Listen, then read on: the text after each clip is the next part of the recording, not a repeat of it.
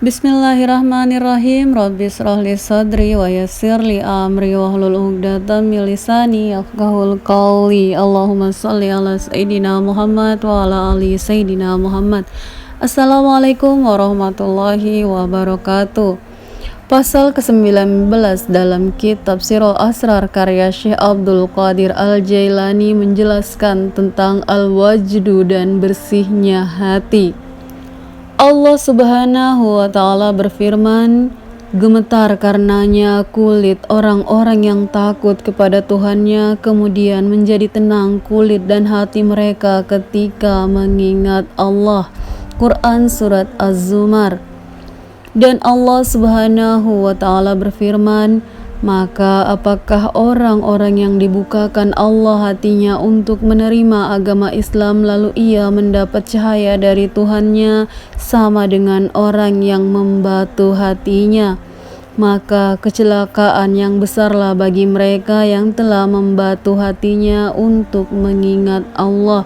Quran Surat Az-Zumar. Rasulullah Shallallahu Alaihi Wasallam bersabda, satu tarikan rohani dari al-haq sebanding dengan ibadah seluruh jin dan manusia. Rasulullah Shallallahu Alaihi Wasallam juga bersabda, orang yang tidak punya gejolak kalbu adalah yang mati kalbunya. Al-Junaid radhiyallahu an berkata, al-wajdu adalah gejolak kalbu dari Allah Subhanahu wa Ta'ala yang menghantam batin manusia sehingga menimbulkan rasa bahagia atau sedih. Gejolak kalbu ada dua, jasmani dan rohani. Gejolak kalbu jasmani adalah gejolak hawa nafsu yang muncul dari motif lahiriah tanpa ada tarikan rohani yang menghanyutkan. Contohnya seperti riya, sum'ah, dan ingin terkenal. Semua ini batil karena aktualisasinya bukan akibat dominasi dari kendali Allah Subhanahu wa Ta'ala. Maka tidak boleh berdamai dengan gejolak kalbu semacam ini. Adapun gejolak kalbu yang bersifat rohani didorong oleh kekuatan rohani akibat tarikan jazab. Adapun gejolak kalbu yang bersifat rohani didorong oleh kekuatan rohani akibat tarikan jazbah dari Allah Subhanahu wa Ta'ala, seperti gejolak kalbu saat mendengarkan bacaan Al-Quran dan suara yang indah, puisi para sufi yang berima, atau suara zikir yang menghanyutkan. Dalam keadaan ini, fisik tidak memiliki kekuatan dan usaha untuk menolak dominasinya. Ini merupakan gejolak rahmat dan sangat dianjurkan untuk mengikutinya. Sebagaimana firman Allah Subhanahu wa Ta'ala, maka sampaikanlah berita gembira kepada hamba-hambaku yang mendengar kata-kata atau nasihat lalu mengikuti yang baiknya. Quran Surat Az-Zumar. Gejolak kalbu rohani juga muncul dari mendengarkan suara para perindu Allah Subhanahu wa Ta'ala, juga suara burung dan melodi yang penuh makna. Semua itu merupakan kekuatan ruh. Di gejolak rohani ini, setan dan manusia tidak bisa masuk karena setan bekerja di kegelapan hawa nafsu dan cahaya rahmaniyah. Di gejolak rohani ini, setan dan manusia tidak bisa masuk karena setan bekerja di kegelapan hawa nafsu, tidak cahaya rahmaniyah. Setan akan larut di ahwal ini, sebagaimana setan juga akan larut dengan bacaan hauqala la haula wala quwwata illa billahil aliyil azim. Tiada daya dan upaya kecuali dengan Allah yang maha tinggi dan maha agung. Seperti larutnya garam di dalam air, begitulah yang dijelaskan hadis. Pada bacaan ayat-ayat Al-Quran, syair-syair yang berisi hikmah, cinta, rindu, dan rintihan pada Allah, ada kekuatan cahaya bagi ruh. Tapi maka yang harus dilakukan adalah menyambung cahaya dengan cahaya, yakni ruh, sebagaimana firman Allah Subhanahu wa Ta'ala, yang baik-baik untuk yang baik-baik. Quran Surat An-Nur.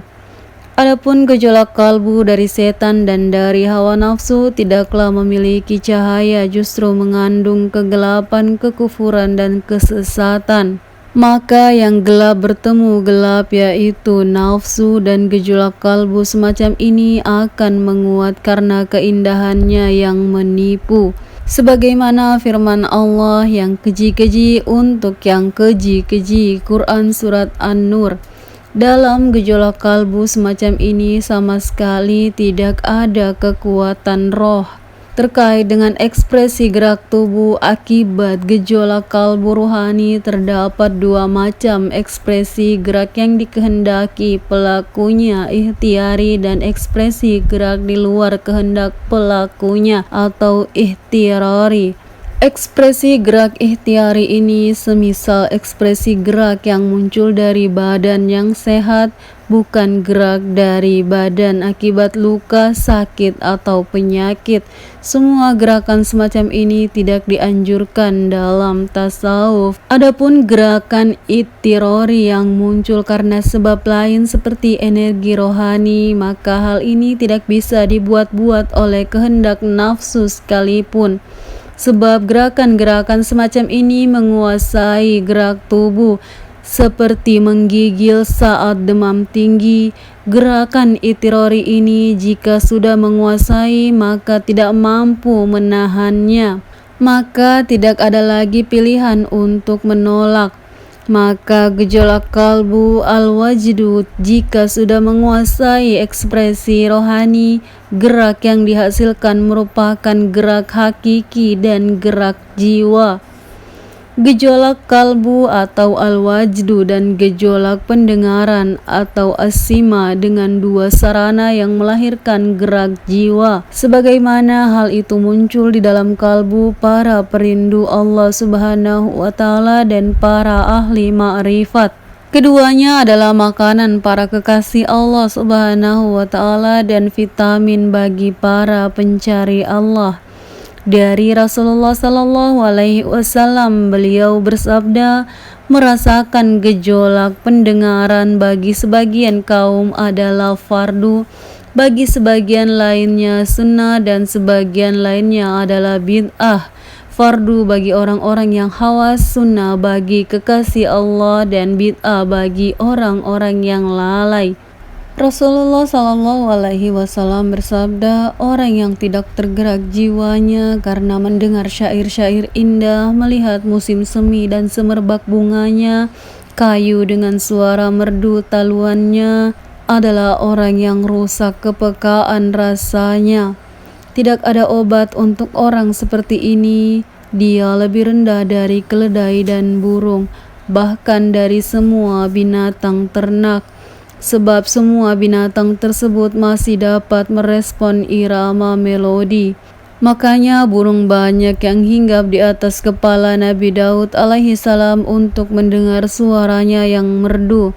Rasulullah Shallallahu Alaihi Wasallam pernah bersabda, orang yang tidak merasakan gejolak kalbu maka kurang agamanya. Sebagian jelas dan nyata terlihat dalam gerak tubuh, sebagian lagi samar pengaruhnya tidak terlihat dalam gerak tubuh, seperti cukup terekspresi dalam bentuk zikir di dalam kalbu, membaca Al-Quran dalam batin, diantaranya lagi menangis, terseduh, takut, sedih, pilu, dan galau ketika zikir, termasuk diantaranya remuk redam, menyesal, tagayur lahir dan batin. Termasuk diantaranya ada pula ratapan memohon ridho Allah Subhanahu wa Ta'ala dan merindukannya. Di antaranya juga adalah suhu badan yang tinggi, sakit, dan keluar keringat dingin.